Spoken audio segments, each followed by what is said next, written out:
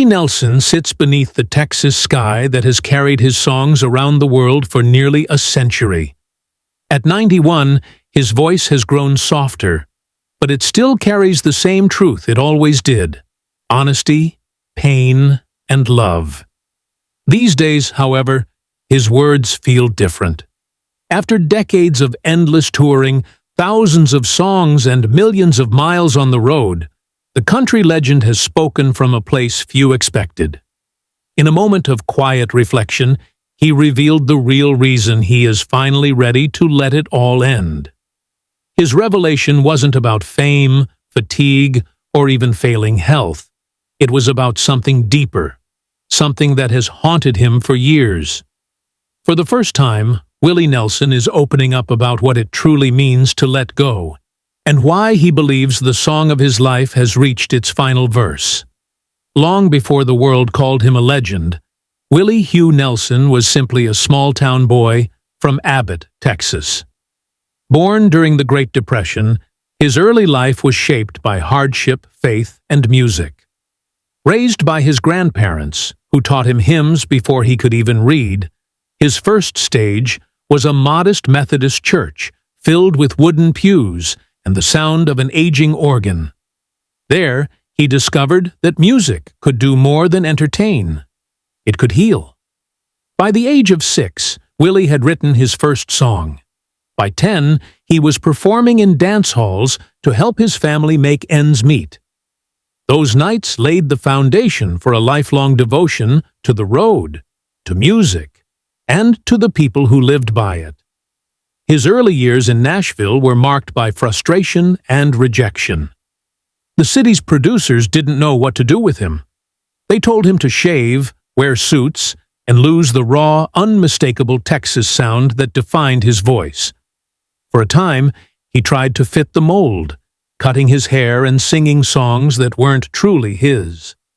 Ironically, the songs he wrote, Crazy, Hello Walls, and Nightlife, became massive hits for others, propelling singers like Patsy Cline and Ray Price to stardom.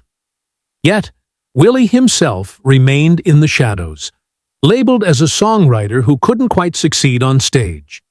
But deep down, he knew the world would one day understand him on his own terms.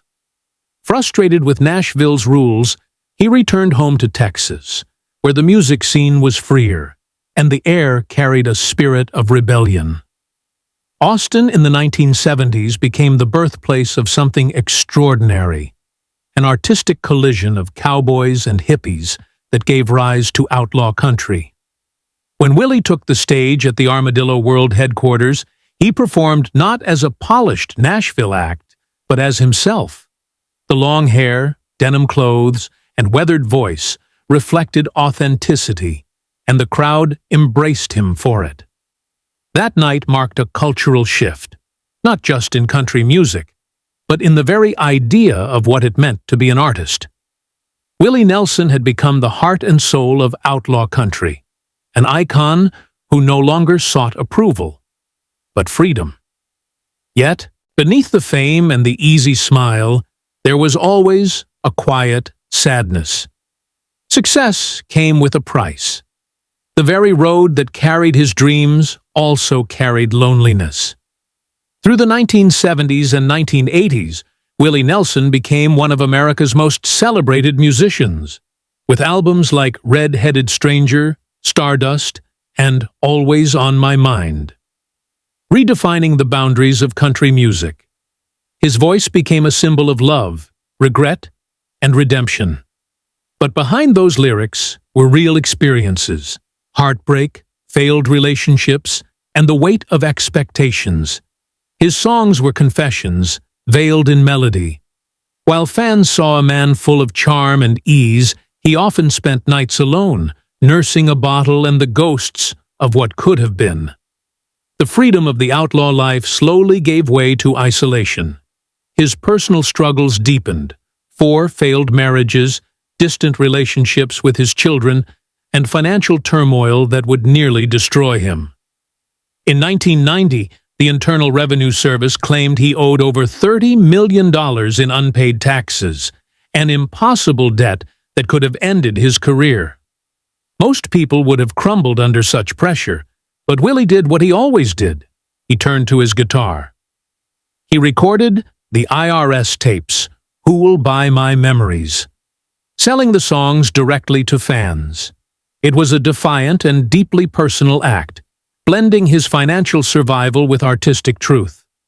Slowly, through determination and the loyalty of his listeners, he overcame the debt.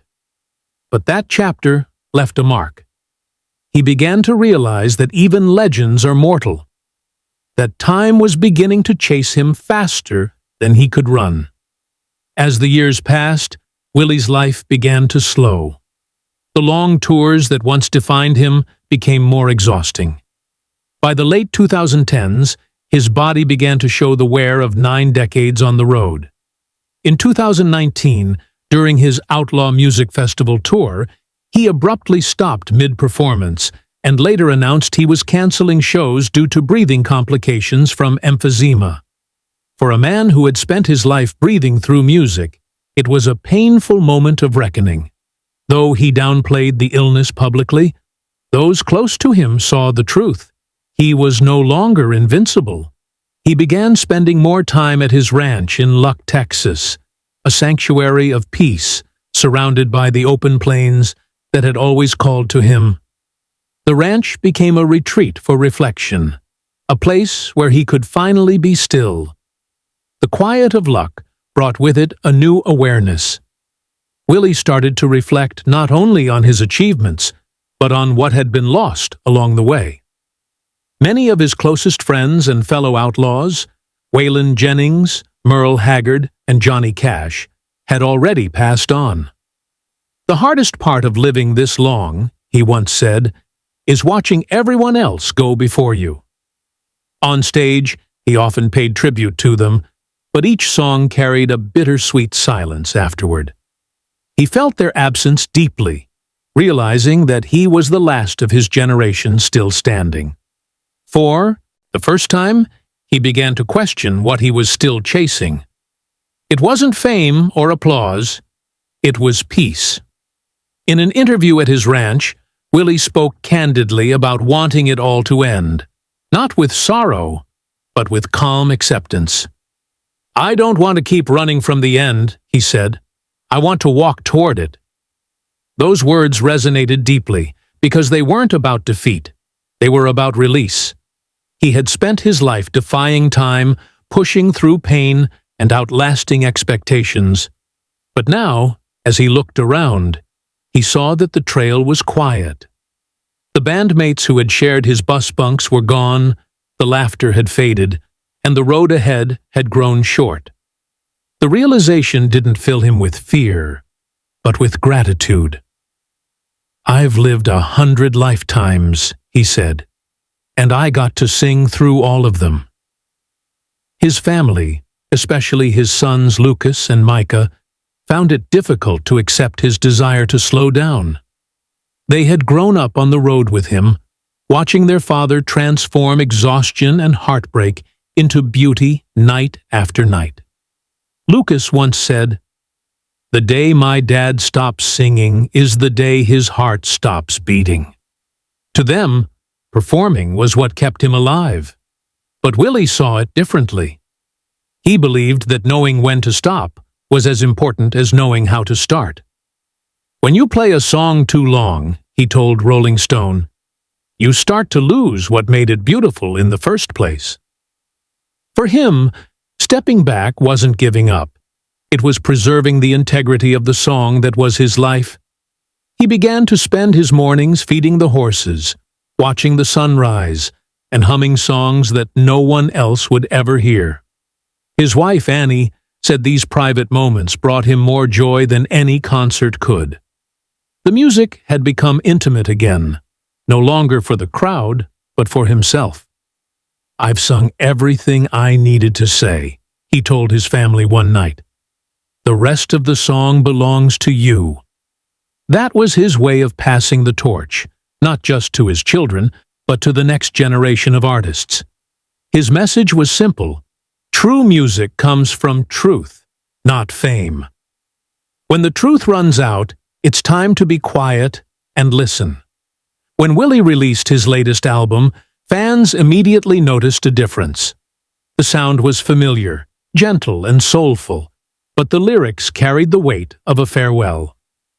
The album felt like a conversation with time, filled with reflection and quiet acceptance.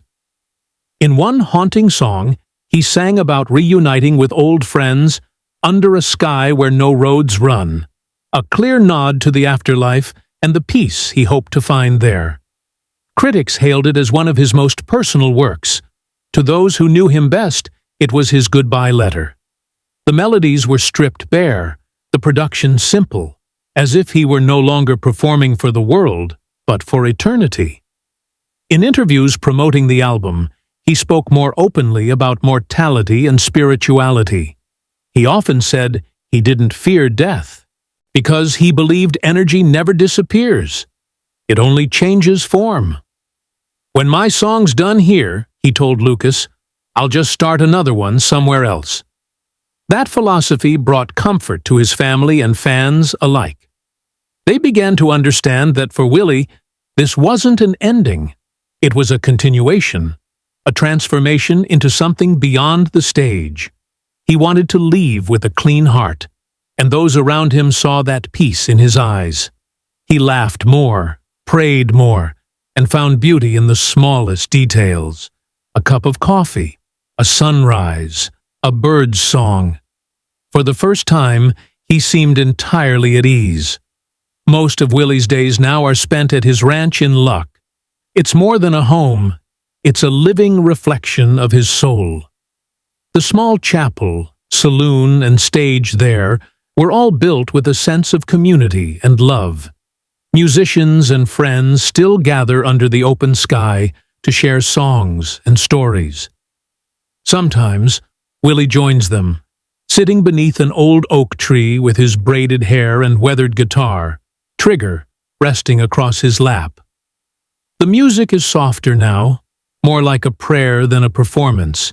His sons often play beside him, careful not to disturb the quiet reverence of the moment. These evenings are filled with gratitude rather than nostalgia. Willie no longer measures his life in records or awards, but in sunsets and shared songs. He still writes, but most of his new material stays private, meant only for himself and those closest to him. Each song feels like a whisper to the universe, a conversation between an old soul and the wind.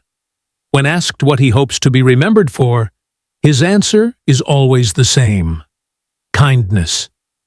"If that's all people remember about me," he once said, "then I did all right."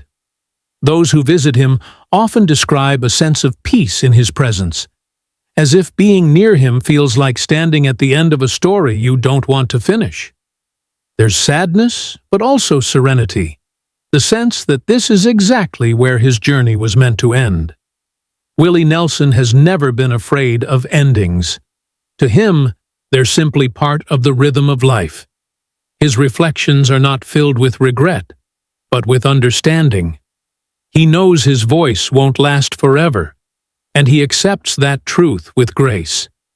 His music has already become immortal, etched into the hearts of those who grew up listening to it. What he's leaving behind isn't just sound.